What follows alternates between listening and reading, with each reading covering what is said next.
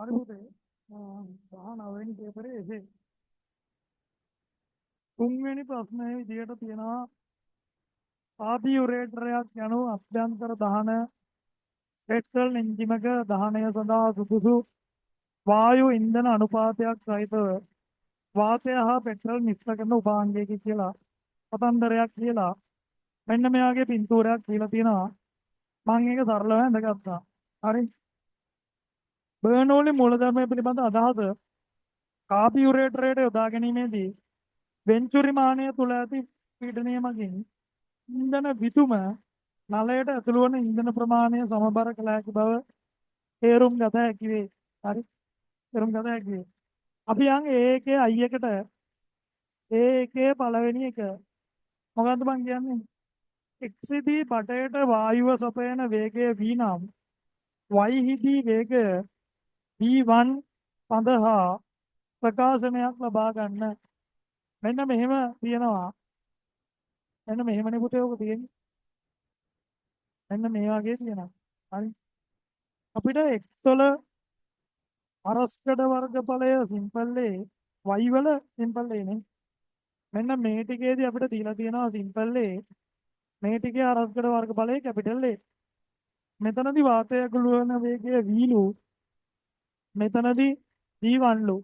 හරි. අපිට කෙලින්ම පුතේ සන්තතික සමීකරණයෙන් ගන්න පුළුවන් නේද? බහුමිලක අංක 1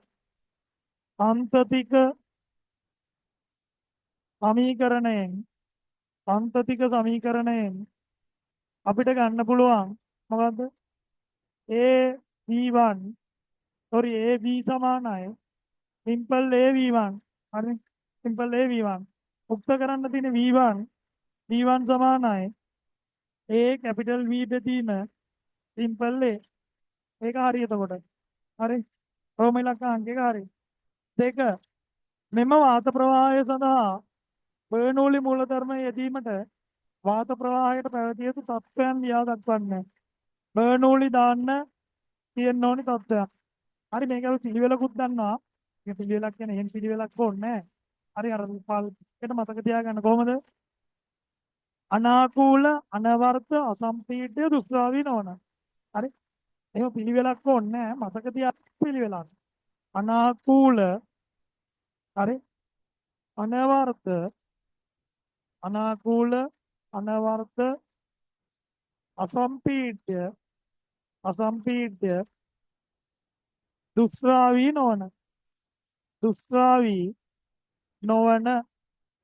දුෂ්ටාවී නොවන හරි.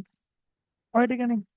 තුන්වෙනි එක x තුලින් ගලා යන වාතය h නෝට් නම් වායුගෝලීය පීඩනයේ පැවතෙමින් වායු ප්‍රවාහ බටයට ඇතුළු වේ. y වෙන්තුරිමාන කොටසේදී පීඩනය Py ලෙස උපකල්පනය කරන්න. වාතය පරිපූර්ණ තරලයක් ලෙස උපකල්පනය කළ විට Py සමානයි h නෝට් ඔන්නෝ ප්‍රකාශනයක් ලෙස ලියා දැක්විය හැකි බව පෙන්වන්න. පුතේ කරන්න තියෙන්නේ මෙච්චරයි. හරි. කරන්න තියෙන්නේ මෙච්චරයි. මෙන්න අනාකූල රේඛාවක් තෝරගන්න. මෙන්න x මෙන්න y. හරි. අනාකූල රේඛාවක් තෝරගන්න. පීඩනය අපිට දීලා තියෙනවා මොකක් කියලාද? h නෝට් කියලා දීලා තියෙනවා වායුගෝලීය පීඩනය. මෙතන පීඩනය Py කියලා දීලා තියෙනවා. හරි. Py කියලා දීලා තියෙනවා. පුතේ අපි මේ වගේ බර්නෝලි දාත්ති විභව ශක්තිය සැලකිල්ලකට ගන්න නෑනේ. හරි. මම මේක විභව ශුන්‍ය මට්ටම කියලා හිතුවොත් මේ තියෙන උසමනේ බම් මෙතනටත් තියෙන්නේ. ඒතර විභව ශක්තිය මට මොනව වෙලා යනවද දෙපැත්තට මොත් කැපිලා යනවා. යන්න සාමාන්‍ය විභව ශක්තිය දාන්නේ භාවිතා කරන්නේ. එහෙනම් ඔන්න එක. හරි. x සහ y සලකා x සහ y සලකා බර්නෝලි දාමු. බර්නෝලි හරි. බර්නෝලි හරි. මෙතන පීඩනය h නෝට් දාන්න. එතන චාලක ශක්තිය භාගයයි රෝ v වර්ගය. හරි. රෝ v වර්ගය. ඕනනම් විභව ශක්තිය දාන්නත් පුළුවන්. විභව ශක්තිය දැම්මොත් විභව ශක්තිය මේ පැත්තට එනහන්ම කැපිලා යනවා. ඒකෙන් යන්න සාමාන්‍යයෙන් දාන්නේ නැහැ. ey දාන්න භාගයයි රෝ v1 වල වර්ගය. v1 වල වර්ගය. හරි. h not දාන්න භාගයයි රෝ v වර්ගය py ධන භාගයයි රෝ v1 කියන්නේ පුතේ. ඒ v බෙදීම ඒකේ. මෙන්න මෙයාගේ වර්ගයනේ. මෙන්න මෙයාගේ වර්ගය. හරි. ඒ අනුව එනවා නේද බං? py සමානයි h not ධන h not ධන භාගයයි රෝ v වර්ගය මං එළියට ගන්නවා. v වර්ගය එළියට ගත්තොත් මෙන්න මෙහෙම එනවනේ. භාගයයි රෝ v වර්ග ඍණ භාගයයි රෝ a වර්ගය v වර්ගය බෙදීම a වර්ගය. ඔය විදියට එනවනේ. හරි. අව ඉස්සරහට මම සුළු කරගෙන යන්නම්. h not දැන් හොඳට බලන්න පුතේ. මෙතන රෝ v වර්ගය කියන එක තියෙනවනේ. රෝ v වර්ගය සම්පූර්ණයෙන් එළියට ගත්තොත් රෝ v වර්ගය බෙදීම 2 සම්පූර්ණයෙන් එළියට ගත්තොත් මේ පැත්තේ මෙහා එක ඍණ මොකක් ඉතුරු වෙනවද බං? a වර්ගය බෙදීම a වර්ගය කියලා එකක් ඉතුරු වෙනවා නේද? බලන්න. ඔය විදිහට එනවා. ඒක ප්‍රශ්නයක් නෑ. එතකොට py සමානයි h not අන රෝ v වර්ගය. හරි. ඕකේ අපි පොදු හරයේ විදිහට a වර්ගය ගමු. එතකොට මෙතන a වර්ගය ඍණ a වර්ගය එනවනේ. හරි. a වර්ගය ඍණ a වර්ගය එනවනේ. දැන් ඔය වගේ එකක් නෙවෙයිනේ බං ඕකේ තියෙන්නේ. ඔය වගේ එකක් නෙවෙයිනේ ඕකේ තියෙන්නේ. හරි. ඔයිට වඩා මොනවා කරලා තියෙන්නේ? වෙනස් කරලා තියෙන්නේ. එහෙම ලොකු දෙයක් කරලා නැහැ. හරි. එහෙම ලොකු දෙයක් කරලා නැහැ පුතේ. හරිද? කරලා තියෙන්නේ මෙන්න මේ දේ. ඕනනම් මේක සුළු කරාන්කෝ. h not දාන්න. හරි. මම ඕක රෝ v වර්ග බෙදීම 2යි a වර්ගය මෙතෙන්ට එනවා a වර්ගය ඍණ රෝ v වර්ගය a වර්ගය බෙදීම 2යි a වර්ගය. ඔහොම එනවනේ. හරි. ඔය විදිහට py සමානයි h not මම මේ දෙන්න ඉන්න තැන් මාරු කරනවා. එතකොට ඍණ රෝ v වර්ගය a වර්ගය මෙන්න මේ දෙන්න ඉන්න තැන මාරු කරා එච්චරයි. 2යි a වර්ගය ගන්න අවුරු වෙනවද? අවුරු වෙනවද?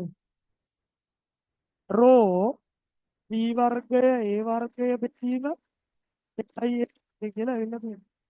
එතනින් මම එළියට ගන්නවා py සමානයි h not ඍණ මම එළියට ගන්නවා ඍණත් එක්ක එළියට ගන්න. හරි. එළියට ගන්නවා රෝ v වර්ගය බෙදීම 2යි a වර්ගය. එළියට ගත්තාම ඉතුරු වෙන්නේ දැන් ඍණත් එක්ක එළියට ගත්තේ. හරි. එතකොට ඉතුරු වෙනවා නේද? a වර්ගය මෙහා ඍණ වෙන්න බෑ. ඍණ a වර්ගය. හරි නේද? අලහා ඔක දීලා තියෙන්නේ කියලා. ඔක නේ දීලා තියෙන්නේ. හරි. මාර දෙයක් කරේ නෑ පුතේ. මේකම ඍණත් එක්ක එළියට ගත්තා. ඍණත් එක්ක එළියට ගත්තාම මෙතන ඍණ වෙන්න බෑ. ඒතකොට ධන හැදෙනවා නේද ආයෙත්. හරි. ඔන්න සූත්‍රය ගත්තා. හරි. ඊ වයිට සූත්‍රය ගත්තා. ඒක තුන්වෙනි එකත් හරි. දැන් හතරවෙනි එක. හතරවෙනි එක. තම හතරවෙනි එක මොකද්ද? එන්ජිම පණ ගැන්වෙන මොහොතේ වායු ප්‍රවාහයේ පෙට්‍රල් බිඳිති යාන්තමින් පැවතීමට අත්‍යවශ්‍ය වේ. ඒ සඳහා වෙන්තුරිමානයේ සිදුර හා කාබියුරේටරයේ පෙට්‍රල් මට්ටම අතර උස එක්ද පෙට්‍රල් වල ඝනත්වය කීද විට xpt වාතය වෙන්තුරිමානයට ඇතුළු විය යුතු ආරම්භක වේගය. ඔය අහන්නේ මෙන්න මෙහෙම කතාවක් පුතේ. දැන් හරිද?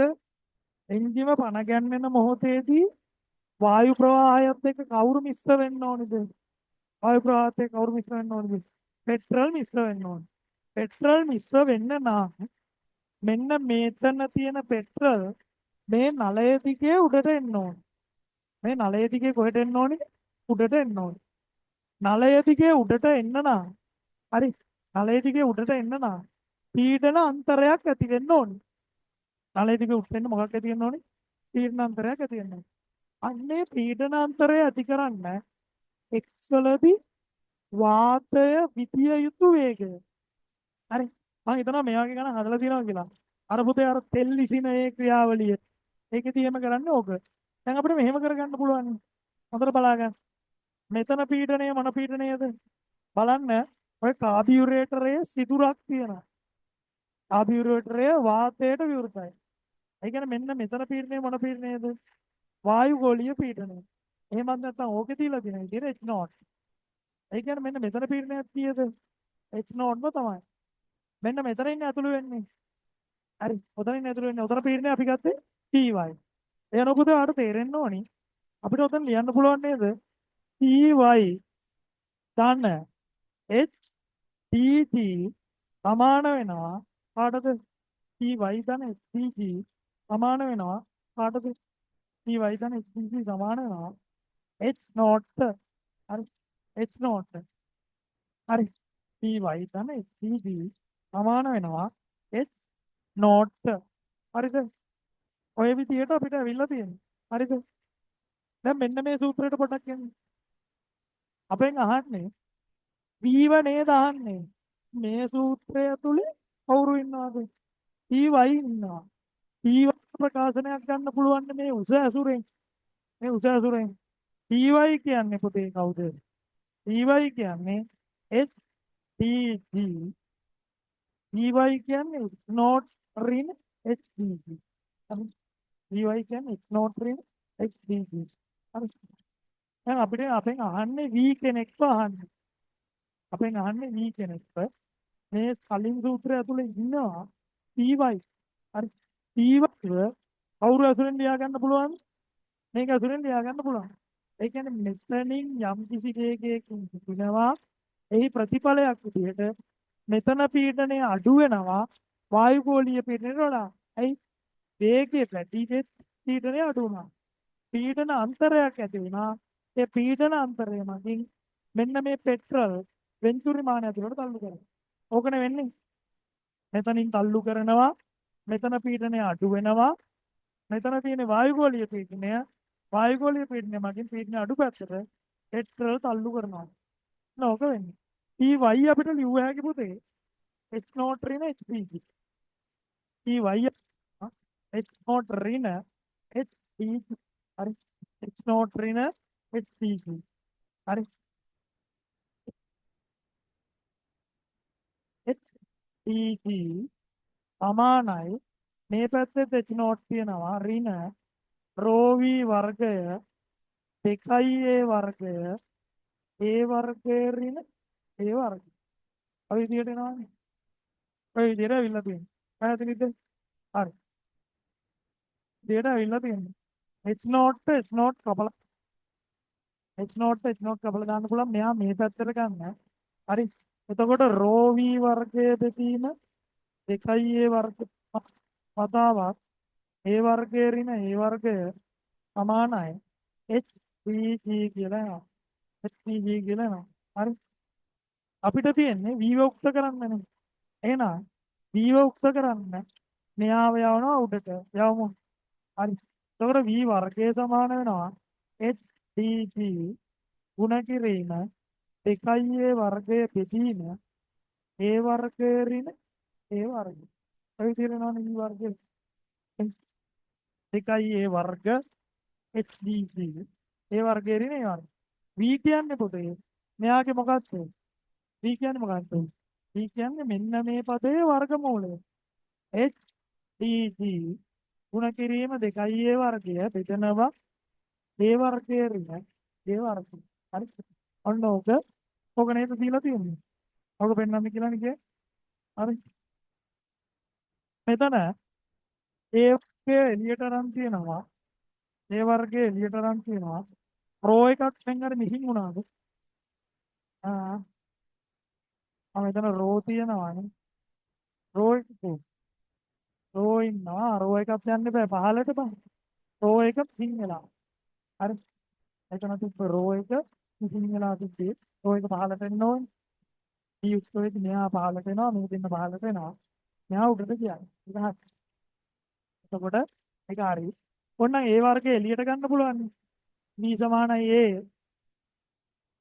A HCG දෙකයි මේ පැත්තේ තියෙනවා රෝ A වර්ගය ඍණ A වර්ගය.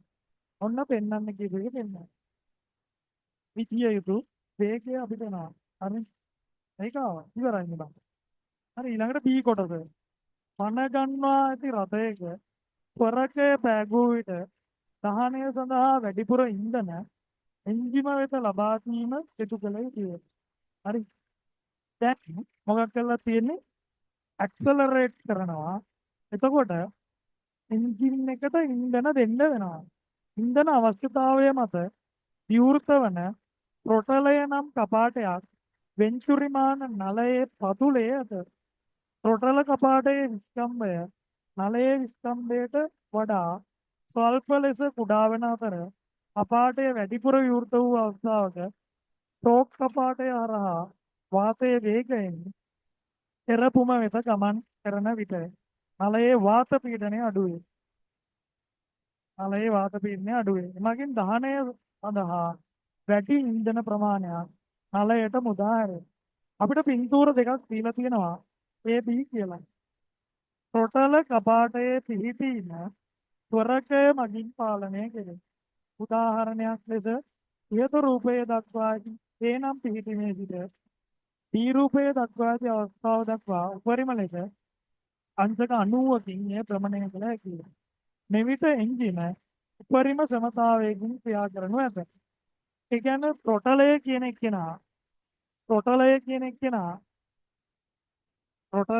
එක්කෙනා මෙහෙම තියෙද්දි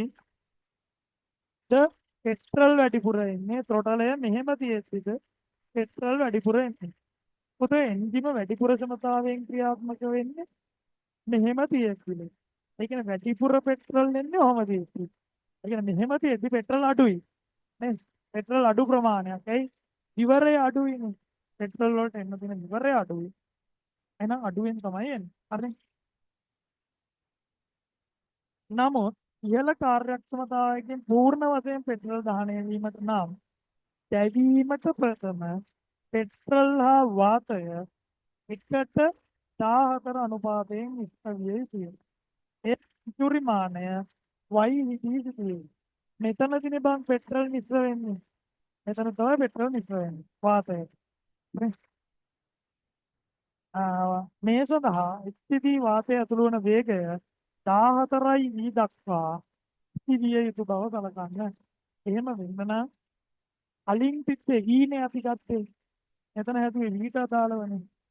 ඔය හොඳට මිශ්‍ර වෙන්න නම් 14ට එකට අනුපාතයට මිශ්‍ර වෙන්න නම් මෙතනින් ඇතුළු වෙන්න ඕනි 14. අපි එකින් එකට ඇඳ ඇඳ යන්න. බලමුකෝ රෝම ඉලක්කම් අංක 1. රෝම ඉලක්කම් අංක 1 දැන් පුතේ මේ ටික ඕනේ නැහැ නේද?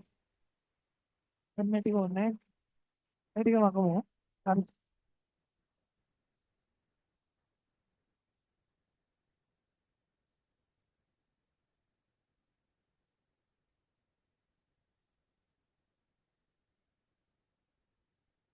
මේකින් එක අඳගෙන යන්න තේරෙනවා. හරි. රෝම ඉලක්කම් අංක 1. E1 1. E1 1. E1 I. මොකක්ද කියන්නේ? ඉහත A7. A4 කියන්නේ. A4 එන්ජිම පණ ගැන්වෙන මොහොත. එන්ජිම පණ ගැන්වෙන මොහොතේදී ගණනය කළ වේගයේදී ඉහත රූප සටහන් අතරින් රොටලයේ පිහිටීම නිවැරදිව දක්වා ඇත්තේ කිනම් සටහනකද? එන්ජිම පණ ගන්නවත් විට ලොකුවට පෙට්‍රල් ඕනේ. කාර් එකේ යත් විට ලොකුවට පෙට්‍රල් ඕනේ. එන්ජිම පණ ගන්නවත් පෙට්‍රල් ලොකුවට ඕනේ නැහැ පුතේ. පෙට්‍රල් පොඩ්ඩයි ඕනේ. එහෙනම් ත්‍රොටලය මෙහෙම තිබ්බට ප්‍රශ්නයක් නැහැ. පෙට්‍රල් පොඩ්ඩක් එනවනේ ඉවරෙන්. හරි. අපිට මාකින් එකක් කියලා තියෙනවා. යන්තමින් පෙට්‍රල් පිණිස ඇතුළු විය යුත්තේ එන්ජිම පණ ගැන්වෙන මොහොතේදීය. එවිට වාතය අවම ශීඝ්‍රතාවයකින් ඇතුළු විය යුතුය. එවිට ත්වරකයේ ක්‍රියා කිරීම අවශ්‍ය නොවේ. එය ඒ පිහිටීමට අදාළ වෙනවා. ඇක්සලරේට් කරද්දී තමයි මේ පිහිටුමේ ඉන්න ත්‍රොටලය මේ පිහිටුමට යනවා. හරි. එන්ජිම පණ ගන්න ලොකු පෙට්‍රල් ඕනේ. ඇක්සලරේට් කරන්න ඕනිම නෑනේ. ඇක්සලරේට් කරොත් තමයි මේ වෙන්නේ. හරි. මේ මෙතන මේ වෙන්නේ. හරි එන්ජිම පණ ගන්නත් ඇක්සලරේට් ඕනේ නෑ. එහෙනම් ත්වරකය ඒ පිටුමේ තිබ්බාම ඇති. හරි. ත්වරකය ඒ පිටුමේ තිබ්බාම ඇති. කොහොම ඉලක්කාංකයක පණ ගන්නන මොහොතේ රොටලයේ තියෙන්නේ මෙන්න මෙහෙම. හරි. පණ ගන්නන මොහොතේ මෙහෙම තිබ්බට ප්‍රශ්නයක් නෑ. දෙක. දෙකේ මොකක්ද කියන්නේ? දෙකේ මොකක්ද කියන්නේ? පෙට්‍රල් හා වාතය එකට 14 අනුපාතයෙන් මිශ්‍ර වන විට y හිදී වාතය ගලන වේගය සොයන්න. ඔන්න ඔතන පොඩ්ඩක් පරිස්සම් වෙන්න ඕන. මම නැවත මෙන්න මේ පින්තූරය අඳින්නම්. නැවත මම මෙන්න මේ පින්තූරය අඳ ගන්නවා. පෙට්‍රල් 14 පෙට්‍රල් එකකට වාතය කීයක් වෙන්න ඕනේද? 14ක් වෙන්න ඕනේ. මෙතන වර්ගඵලය අපිට දීලා තියෙනවා. මෙතන වර්ගඵලය සිම්පල් A කියලා දීලා තිබෙනවා. මෙතනින් අපෙන් අහනවා පුතේ අපිට විතා පැහැදිලි ලෙස උඩදී කිව්වා මේ 1:14 අනුපාතයට මිශ්‍ර වෙන්න නම් x වලදී වාතය ඇතුළු වන වේගය 14යි v වෙන්න ඕනේ. 14යි v වෙන්න ඕනේ. මම මෙතනින් දැන් මෙතනදී වාතය ගලන වේගය v කියලා ගන්නවා. මෙතනදී වාතය ගලන වේගය v කියලා ගන්නවා. v2 කියලා ගමුකෝ. නැත්නම් අර්ථතික සමීකරණය. අර්ථකමයි මෙතන ගත්තේ 14යි v ගුණ කිරීමේ 14යි v ගුණ කිරීමේ සමාන වෙනවා සිම්පල් a ගුණ කිරීම v2 හරි නේද? එතකොට v2 කියන්නේ 14යි va දෙදීම සිම්පල් a. හරි. v2 කියන්නේ 14යි va දෙදීම සිම්පල් a. පැහැදිලිද? හරි. ඔය විදිහට අපිට ගන්න පුළුවන්. හරි. ඔය විදිහට අපිට ගන්න පුළුවන්. ඊළඟට ඔතනදී ඔයාට මෙහෙම ගත්තර ලකුණු හම්බෙන්නේ නැහැ. ඊට අපි ගත්ත කෙනා ඉන්නේ. අන්න ඒක මොනවා කරන්න ඕනේද? ආදේශ කරන්න වෙනවා. ඊට අපි ගත්ත කෙනා ආදේශ කරන්න වෙනවා. එතකොට පුතේ ඊට ලියවෙනවා මෙන්න මෙහෙම. ඊට ලියනවා මෙන්න මෙහෙම. 14යි A බෙදීම A 14යි A කැපිටල් A නේ. කැපිටල් A බෙදීම A. V වෙනුවට අපිට දැම්ම හැකි. මතකද මොකක්ද? 2යි H TG 2යි H TG raw A වර්ගය ඍණ A වර්ගය. මතකද මෙන්න මෙතන තිබ්බ A වර්ගයක් මෙතෙන්ට ඇවිල්ලා තිබ්බා. එයාට මෙයා මොන වෙනවද? කැපිලා යනවා. හරි.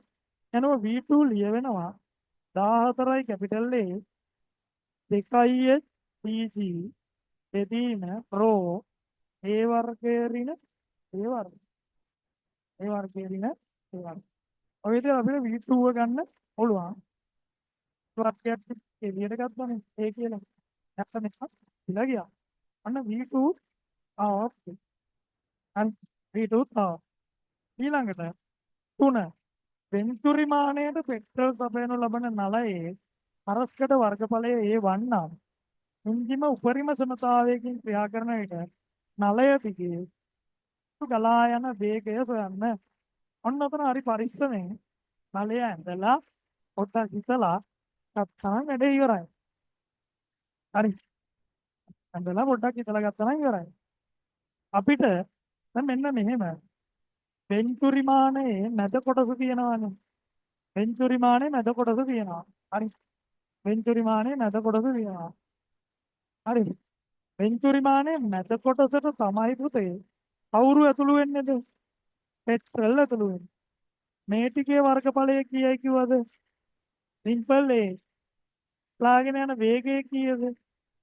v2 කියලා ගත්තා. මෙන්න මේ නලයේ හරස්කඩ වර්ගඵලය කීයයි කියලා දීලා තියෙනවද බං? ඔය නලයේ හරස්කඩ වර්ගඵලය කීයයි කියලා තියෙනවද? සිම්පල් A කියලා දීලා තියෙනවානේ. A dash A1 A1 A1 හරි. අපෙන් අහන්නේ මෙන්න මේ ගලාගෙන යන වේගය කීයද? v dash. ටිකක් අහගන්න. වාතය ඝන මීටර sorry පෙට්‍රල්ට වාතය පෙට්‍රල්ට වාතය පෙට්‍රල්ට වාතය කොහොම මික්ස් වෙන්න ඕනද? පෙට්‍රල් එකකට වාතය කීයක් වෙන්න ඕනද පුතේ? 14ක් වෙන්න ඕන. ඔය දීලා තියෙන්නේ බං පරිමාතර අනුපාතයක්නේ. මේ දීලා තියෙන මොනවාතර අනුපාතයක්ද? පරිමාතර අනුපාතයක්.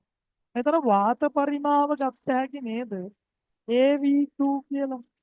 මෙතන වාත පරිමාව ගත්ත හැකිනේ පුතේ. AV2 කියලා. වාත මෙතනම ගමුකෝ. වාත පරිමාව. හරි මෙතන වාත පරිමාව. වාත පරිමාව AV2. හරි. මෙතන පෙට්‍රල් වල පරිමාව. පෙට්‍රල් පරිමාව. පෙට්‍රල් පරිමාව කීයද? A1 V dash. නැත්නම් දැන් මේ අතර අනුපාතය කීයක් වෙන්න ඕනද? මෙයාගෙන් 14න් පංගුවක් නේද? මෙයා 14න් බෙදුවාම නේද? මෙයාට සමාන වෙන්නේ. අයි පෙට්‍රල් එකකට වාතය 14යි. මෙන්න වාත පරිමාව AV2. එයාව 14න් බෙදුවාම මෙයාට සමානයි. දාන්න තියෙන මොනවද කරන්නේ නැද්ද? සම්පතික සමීකරණේ දාන්න. හරි. නැවත ඔන්න එන මම ලියනවා A1 V dash සමාන වෙනවා AV2 බෙදී එක ගුණ කිරීම 14ට. හරි නේද? එක ගුණ කිරීම 14ට සමානයි පුතේ. V dash කියන්නේ AV2 A බෙදීම A1. හරි. 14යි A1. හරි. හරි. V2 ඔය විදිහට ලියන්නම්කෝ මම. AV2 බෙදීම 14යි A1. V dash කියන්නේ A14යි A1. P1ට බං ආයෙ දාන්න මෙන්න P1ට ආයෙ මේක දාන්න. sorry V2 V2ට දානවා. කීයක් තියනවද පුතේ? 14යි 14යි 2යි HPG 2යි HPG බෙදීම රෝ A වර්ගයෙන් සිම්පල් A වර්ග 14යි 14යි 5ක් ඇතිලා ගියා. දැන් මෙතෙන් දෙනවා A වර්ගයක් නානේ. A වර්ගයක් වෙනවා. හරි. V dash කියන්නේ 14යි 14යි මෙතන වර්ගඵලයේ නෙවෙයිනේ පුතේ. මෙතන වර්ගඵලය සිම්පල් A. හරි. මෙතන වර්ගඵලය සිම්පල් A. හරි. මේ කැපිටල් A කියලා දුන්නේ මේකේ වර්ගඵලයනේ. ඔතන වර්ගඵලය සිම්පල් A. Simple A. එතකොට 14ට 14 කැපිලා ගියා. හරි. A ඉන්නවා A1 ඉන්නවා කැපිටල් A ඉන්නවා. හරි. කැපිටල් A1 ඉන්නවා. එතකොට අවසාන V dash එක එනවා කොහමද? A ඉන්නවා කැපිටල් A ඉන්නවා අරකින් ආපු A1 එකක් ඉන්නවා 2යි P P බෙදීම රෝ A වර්ගයේ ඍණ සිම්පල් A වර්ග. ඔන්න ඒකට හරි. ඊළඟට මොකක්ද දාන්නේ? ඊළඟට අපිට කියනවා පුතේ 4 වෙනි එක අවසාන එකේදී 4 වෙනි එක. ඒට වඩා A1 කුඩා වූ විට ඒට වඩා A1 මොන වෙනවද? කුඩා වූ විට බලන්න වෙනදී. ඔන්න උතන පොඩ්ඩක් තේරුම් ගමු. අපි සතුව පවතිනවා අවසාන සමීකරණයක්. මෙන්න මෙහෙම තියෙනවා. හරි. මෙන්න මෙහෙම තියෙනවා. ඒට වඩා A1 කුඩා වූ විට යත සීක්ෂතාවයෙන් පෙට්‍රල් සපයනවා. හරි. ඒ කියන්නේ V dash වල වෙනසක් වෙන්නේ නැහැ. මෙන්න ඇවිල්ලා තියෙනවා. මේ පෙට්‍රල් ගලාගෙන යන වේගනේ V dash කියලා ගත්තේ. V dash සමාන A1 වර්ගමූල ඇතුලේ 2යි PG බෙදීම රෝ A වර්ගයේ ඍණ A වර්ගය. ඕමනේ තියෙන්නේ. යත ශීඝ්‍රතාවයෙන් පෙට්‍රල් සපයනවා. හරි. ඒ කියන්නේ මෙන්න මේ ප්‍රවේගයේ V dash වෙනසක් වෙන්නේ නැහැ. V dash මොනව වෙන්නේ නැද්ද? වෙනසක් වෙන්නේ නැහැ. දැන් ඊට වඩා කවුරු ලොකුයිද? ඒ ඩෑස්ට වඩා ඊට වඩා A1 කුඩායි. ඊට වඩා A1 කුඩායි. හරි. ඒ කියන්නේ පුතේ A බෙදීම A1. A බෙදීම A1. ඊට වඩා වැඩි වෙනවද? මෙයාට වඩා මෙයා පොඩු වුණොත් ඊට වඩා වැඩි වෙනවද? එකට වඩා වැඩි වෙනවා. නැත්නම් මේ කලින් ගත්ත එක දැන් මෙහෙම වුණා. එකට වඩා වැඩි වෙනවා. හරි. එකට වඩා වැඩි වුණොත් මෙයා වෙනස් වෙනවද නැද්ද? එකිට V dash වෙනස් වේ. ඊට V dash වෙනස් විය යුතුය. හරි. වෙනස් විය යුතුය. හැබැයි අපිට එයාට මොනව වෙන්න දෙන්න බැරිද? වෙනස් වෙන්න දෙන්න බෑ. වෙනස් වෙන්න දෙන්න බෑ. එහෙනම් නමුත් එසේ ඉතු කළ නොහැක. එසේ ඉතු කළ නොහැක. එහෙනම් පුතේ මේගොල්ලෝ වැඩි වෙද්දි මෙහෙන් කවුරු හරි කෙනෙක් අඩු කරන්න ඕන. මෙහෙන් වාට අඩු කරන්න පුළුවන් එකම එක කවුද? මෙහෙන් වාට අඩු කරන්න පුළුවන් එකම එක කවුද? අර ඝනත්ව අඩු කරන්න පුළුවන්ද? ගුරුත්වාකර්ෂණ අඩු කරන්න පුළුවන්. වර්ගඵල වෙනස් කරන්න පුළුවන්. බෑ. වෙනස් කරන්න පුළුවන් කෙනෙක් ඉන්නවනේ බා. එච්ච වෙනස් කරන්න බැරිද? එච්ච වෙනස් කරන්න බැරිද? පුළුවන්. නේ? 아무ත එසේ සිදු කළ නොහැක. එබැවින් එබැවින් එත් අඩු කළ යුතුය. එත් අඩු කළ යුතුය. හරි. දැන් එත් මොනවා කරන්න ඕනේ? එත් අඩු කරන්න ඕනේ. එත් අඩු කරනවා කියන්නේ පුතේ. මෙන්න මේ ටැංකියට පෙට්‍රල් මොනවා කරන්න ඕනේද? එත් අඩු කරන්න කියන්නේ පෙට්‍රල් අඩු කරොත් නම් එත් වැඩි වෙනවා. මේකට පෙට්‍රල් පිරෙව්වොත් අන්න එතකොට එත් මොනව වෙනවද? අඩු වෙනවා. හරි. පෙට්‍රල් මට්ටම මොනවා වෙන්න ඕනේද? ඉහළ යන්නයි ඕනේ. හරි. පෙට්‍රල් මට්ටම ඉහළ ගියොත් තමයි. හරි. එනේ එනම් පෙට්‍රල් මට්ටම පෙට්‍රල් මට්ටම ඉහළ යා යුතුය. ඉහළ යා යුතුය. බලන්න කොච්චර ඉහළ යනවද? ටිකක් ඇත්තද? හරි. ඒ වුණාට මේ ගාන දිහා බලද්දි කියවද්දි පින්තූරේ දකිද්දි හරි එපා වෙනවා. හරි ඒකෙන් තමයි බය කරන්න උත්සාහ කරන්නේ. හරි. හරි. එහෙනම් දෙවෙනි ගානට යම් පුතේ.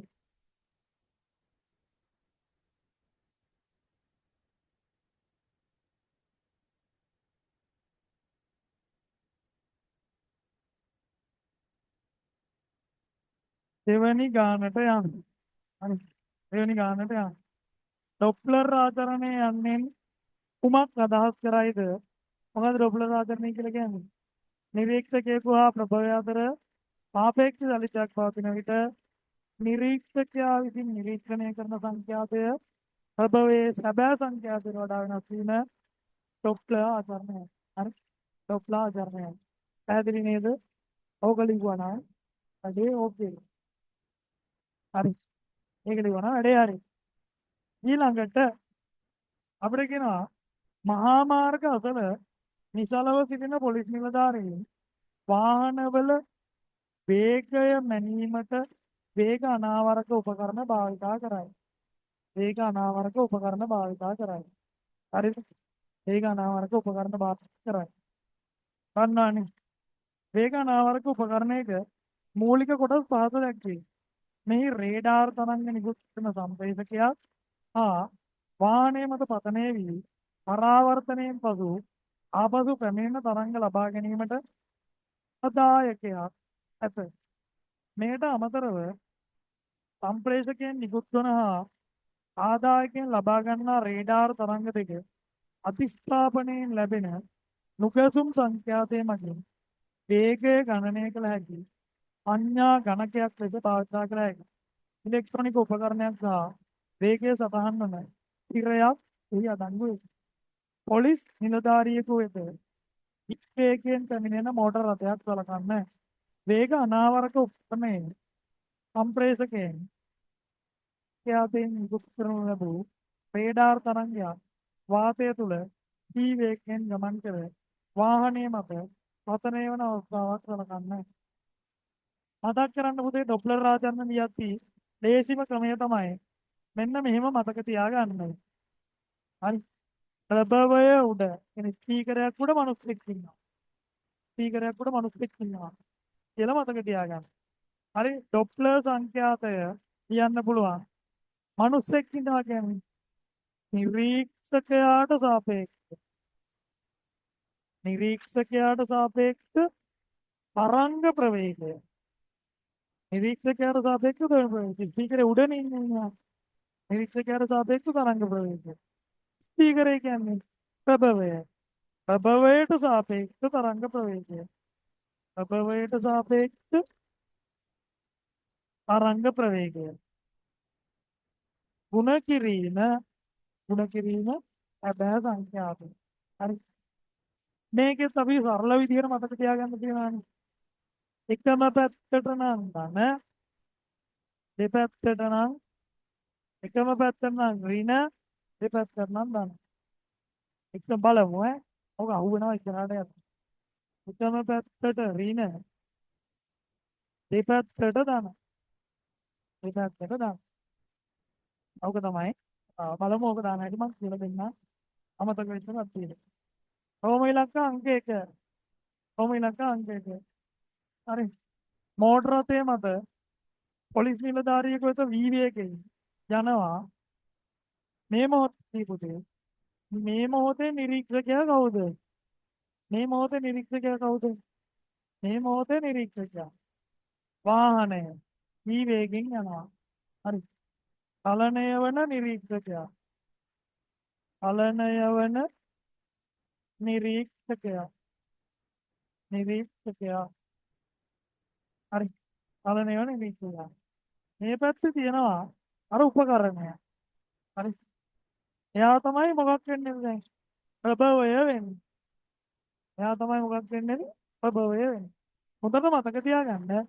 ඩොප්ලර් රාජන සමීකරණයක්දී අනිවාර්යෙන් තරංග නිරීක්ෂකයා දෙසට අඳින්න. මේවා C වේගෙන් ඉස්සරහට යනවා. මෙයා නිසල ප්‍රභවය. මොන ප්‍රභවයද? නිසල ප්‍රභවය.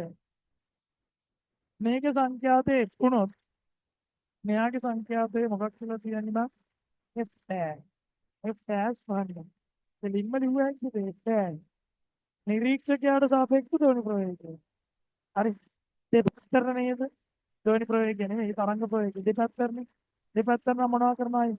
එකතු කරනවා. V ධන V. ප්‍රභවයට සාපේක්ෂව ධ්වනි ප්‍රවේගය. ප්‍රභවයේ නිශ්චලයිනේ. නිශ්චලයි නම් අර කියන්නේ ධ්වනි ප්‍රවේගය කියලාමයි තරංග ප්‍රවේගය. ප්‍රභවයේ නිශ්චලයි නම් තරංග ප්‍රවේගය වාතයේ තරංග ප්‍රවේගයට සමානයි. ගුණ කිරීම F වෙනවා. හරි. F වෙනවා මාකින් එකේ ඕක වැරදියට මේ වෙලා තියෙනවා. ඒක හදා ගන්න ඕනේ. හරිද? හරි. අන්න රෝම ඉලක්ක අංක 1. එක ඕකේ පුතේ. මෙන්න 2. දැන් මොකද්ද කියන්නේ? මෝටර රථයෙන් පරාවර්තිත තරංග. ආදායකය මත පතනය වන සංඛ්‍යාත F ඩබල් ඩෑෂ්. මම ඔක මෙතෙන්ට ගන්නම්. ඔන්න 2. දැන් ඔන්න පින්තූරය අදින්න. දැන් ඔන්න මෝටර රථයේ වදින්නේ F ඩෑෂ් නේ. එහෙනම් මෝටර රථයෙන් පරාවර්තනය වෙන්නේ මොනවද? මෝටර රථයේ වදින්නේ මොනවද? F dash. එහෙනම් මෝටර රථයෙන් පරාවර්තනය වෙන්නේ මොනවද? F ඩෑෂ්ම තමයි. දැන් කවුද ප්‍රභවය? දැන් කවුද ප්‍රභවය? දැන් ප්‍රභවය වෙන්නේ මෝටර රථයයි. මෝටර රථයේ වැදිච්ච තරංග හරි. මෙයා අල්ලගන්න. ඔන්න එනම් දැන් චලනය වන ප්‍රභවය. චලනය වන ප්‍රභවය. හොඳයි. හරි. නිරීක්ෂකයා කවුද? නිරීක්ෂකයා තමයි මෙන්න මේ උපකරණය. එයා නිසයි. නිසල නිරීක්ෂක. නිරීක්ෂකයා. හරි. thank you. මොයිලෙම තරංග යන්නේ කොහෙන්ද කොහෙටද? ප්‍රභවයේ සිට නිරීක්ෂකයා වෙත තමයි යන්නේ. ප්‍රභවයේ ඉඳලා නිරීක්ෂකයාට. කොච්චර වේගෙන්ද යන්නේ? V වේගෙන්. ඊට අමතරව වාහනේ යමින් හිටියේ V. හරි.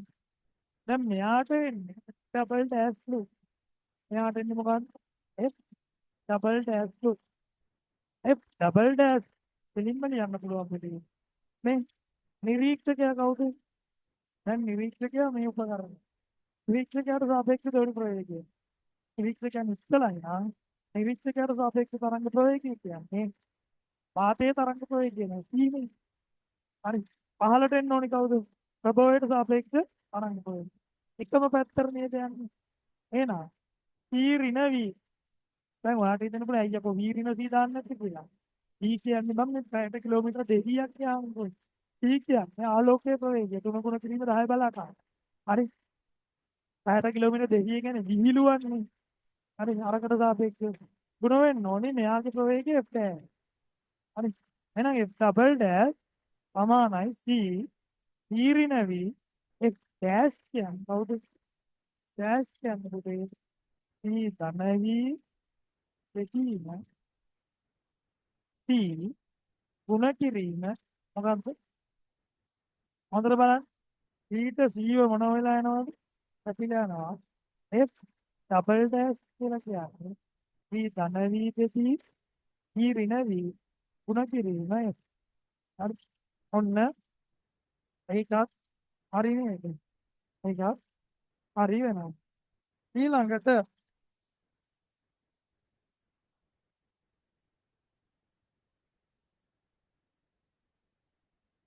තරංගයේ වේගය දැන් චුට්ටක් මේක බලාගෙන යන්න පුතේ.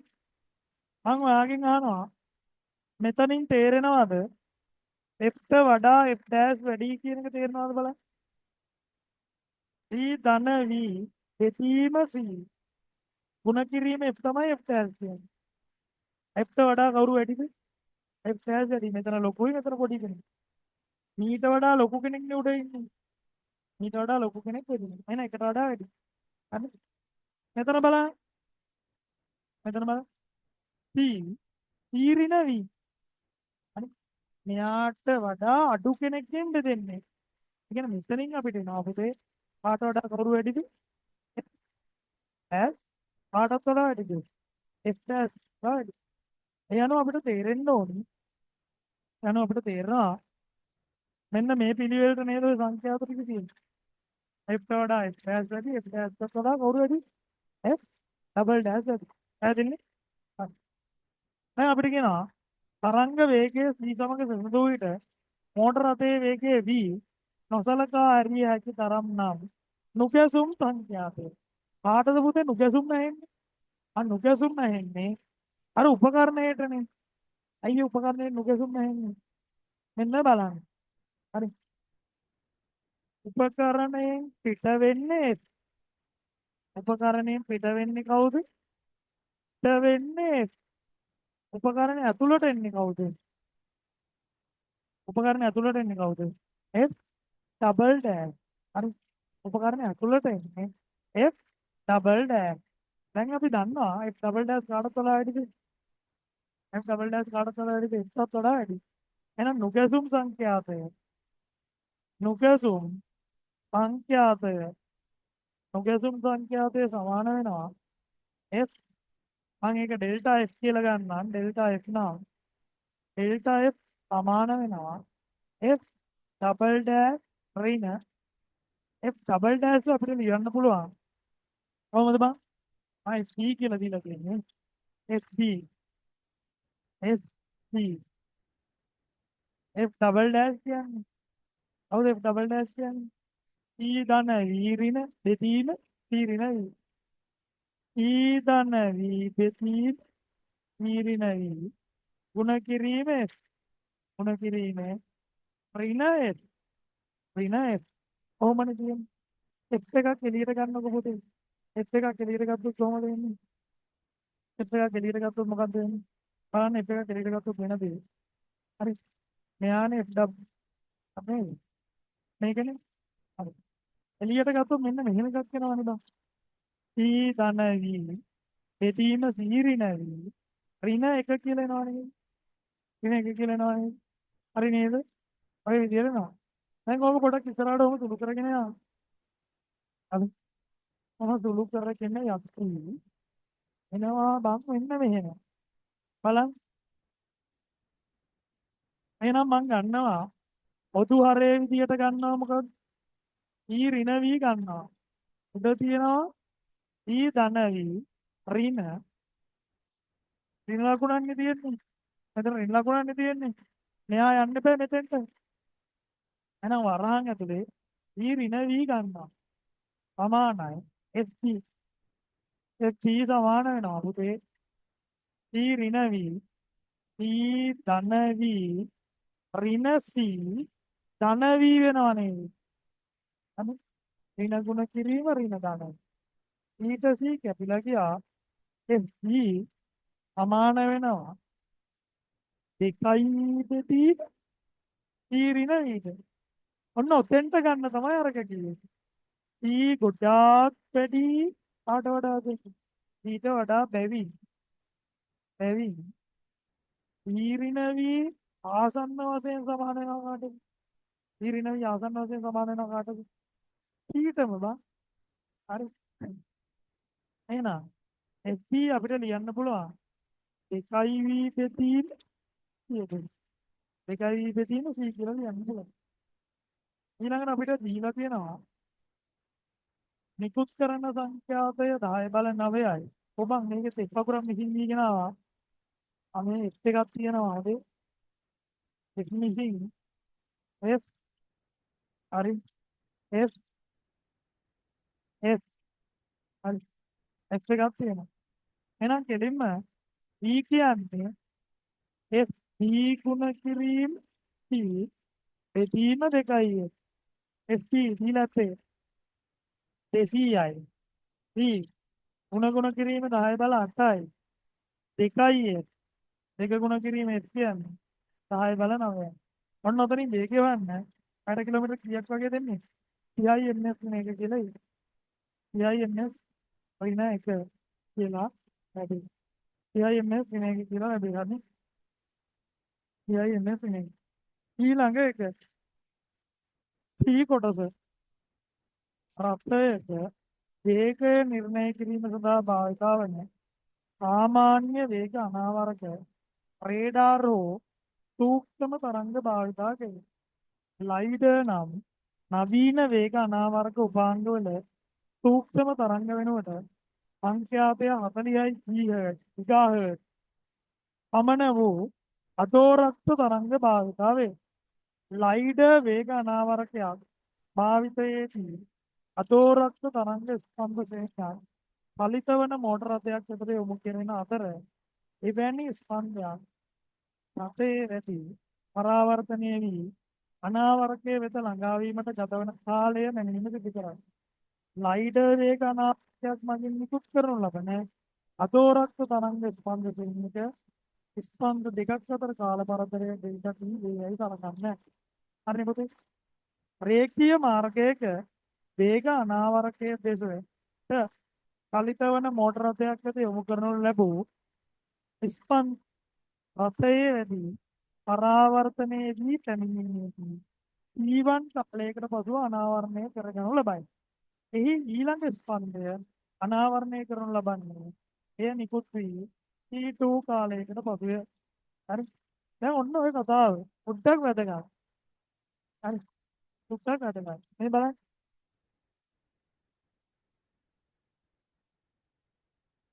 පොඩ්ඩක් වැදගත්. හරි. මෙන්න මේක පොඩ්ඩක් තේරුම් ගන්න පුතේ. ඔන්න මෝටර රථයක් තියෙනවා. ඔන්න මෝටර රථයක් තියෙනවා. හොඳට අහගන්න. මෝටර රථයක් තියෙනවා. හරි. දැන් මෙන්න ලයිඩර් කියන උපකරණය තියෙනවා. ලයිඩර් කියන උපකරණය තියෙනවා. හරි.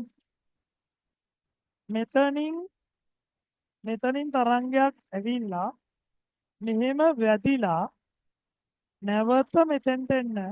ඔය මුළු කාලය කීයක් කියලාද කියන්නේ? ඔය මුළු කාලය කීයක් කියලාද කියන්නේ? T1 කියලා කියනවනේ. හැබැයි පුතේ පොඩි ප්‍රශ්නයක් එන්න ඕන. මම ඔයාගෙන් අහන ප්‍රශ්නේ තමයි. දැන් මෙන්න මේ දුර මං ගන්නම්කෝ D කියලා. හරි. ආරම්භයේදී මේ දෙක අතර පැවති දුර D. මෝටර රථය මොනව වෙමින්ද තියෙන්නේ? චලනය වෙමින් තියෙන්නේ. එතකොට මම මෙතෙන්ට ආයේ මෙහා යද්දී මෝටර රථය ඔතනම තියෙන්නේ නෑනේ. මෝටර රථය කොහෙට අවිල්ලක් තියෙන්නේ?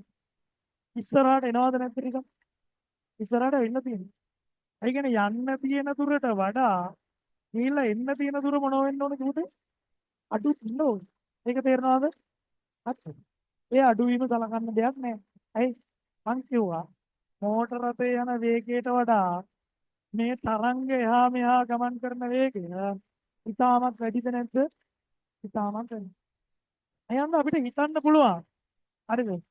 මෝටර රථයේ තිබ්බ තැනට දුර t කියලා ගත්තොත් මෝටර රථයේ තිබ්බ තැනට දුර d කියලා ගත්තොත් ඒ කියන්නේ මෙයාට යන්න තියෙන දුර d. නැවත එන්න තියෙන දුරත් කීයයි d මද? 2යි d ම තමයි. ඒ කියන්නේ මෝටර රථය ඉරියට යෑම නොසලකා හරින්න පුළුවන්.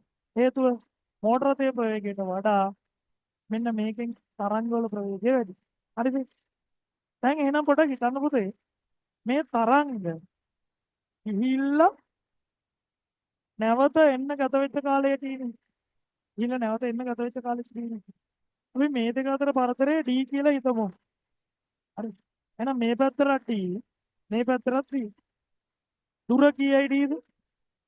තරංග ගමන් කළ මුළු දුර කීයයි dද? කීයයි dද? 2යි d වෙන්න බෑද? ඒ ගිහිල්ලා එන්නත් බෑ. යන්න d එන්න d. කීයයි dද? 2යි d. 2යි d. හරි. 2යි d. හරිද? ගත වූ කාලය කීයයි? t1. පුතේ වේගය ලියන්න පුළුවන් නේද? දුර බෙදීම කාලය කියලා. වේගය c නේ. ඔය ආලෝකයේ ප්‍රවේගයෙන් නේද යන්නේ? නැද්ද? ඔව්. ආලෝකයේ ප්‍රවේගයෙන් යන්නේ. හොඳේ.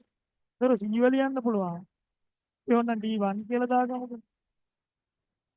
2යි d1 බෙදීම t1. අපිට ඕනේ d1 ට ප්‍රකාශ කරන්න. d1 කියන්නේ ct1 බෙදීම දෙක. ct1 බෙදීම. අන්න එතකොට ඒකත් හරි. ඊළඟට දෙවැනි ස්පන්දයේ රථයේ වදින මොහොතේ එය අනාවරක ලෙසට දුරක් පවතී. දැන් අපිට කියනවානේ. දැන් ඔය වගේම දෙයක් වෙලානේ. හරි. දැන් නම් කාර් එක මෙන්න මෙතනදී ආරම්භක පිටුම තිබ්බේ මෙතන අපි අනාවර්තය යනකම කොහොමද? හරි. මෙන්න මේ දුර තමයි පුතේ D1 කියලා අපි හොයාගත්තේ. මේ දුර තමයි D1 කියලා හොයාගත්තේ. පවර් ස්පන්දයක් කියනවානේ. ඒ ස්පන්දයේ වදිති කාර් එක ටිකක් ඉස්සරහට ඇවිල්ලානේ. ඒක D2 කියලා ගමුකෝ. දැන් කලින් වගේම D2 හොයාගන්න බැරිද? පුළුවන්. හරි.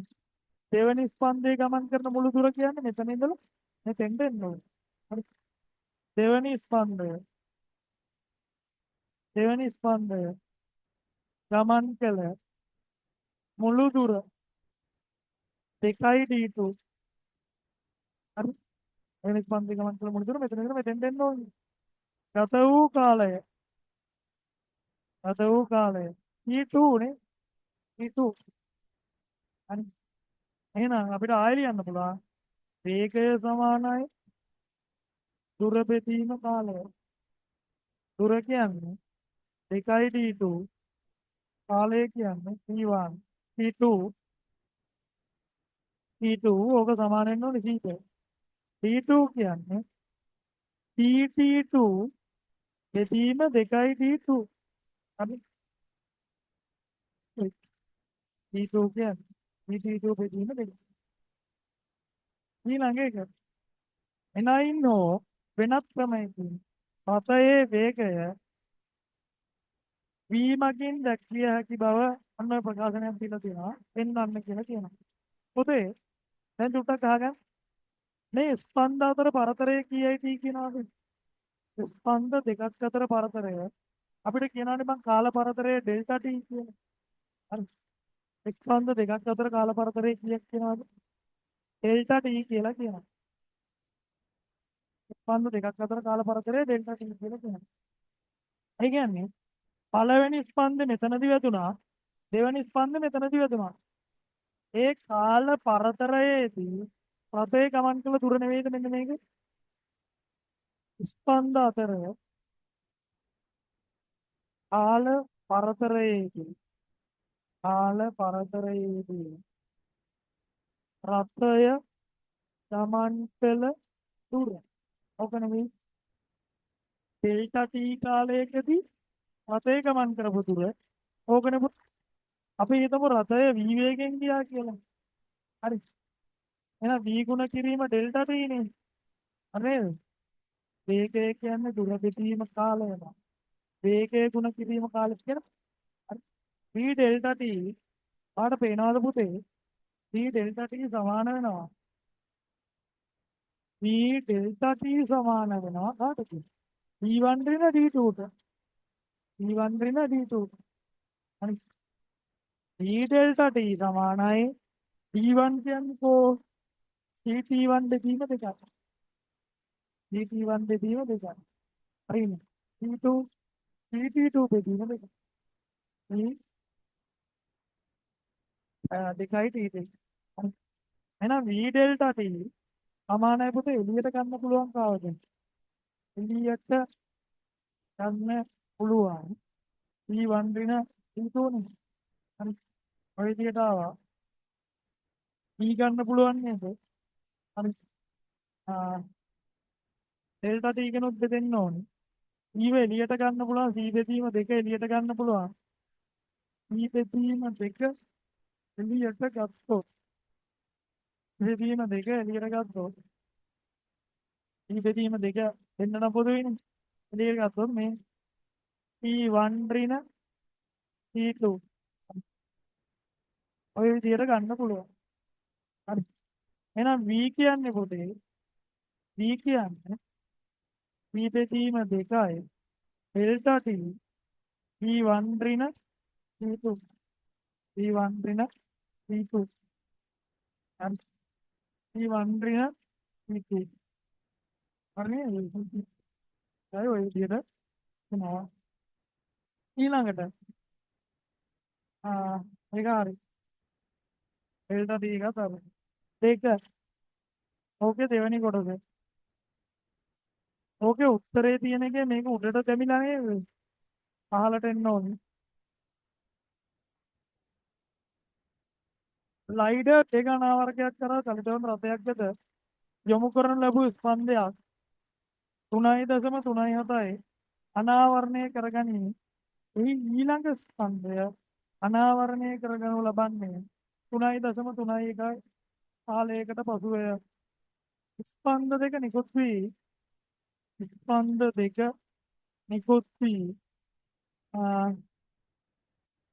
විඥාන වේගය සමානයි දුර බෙදීම කාලය v1 ඍණ v2 t1 බෙදීම දෙකයි v2 බෙදීම දෙකයි.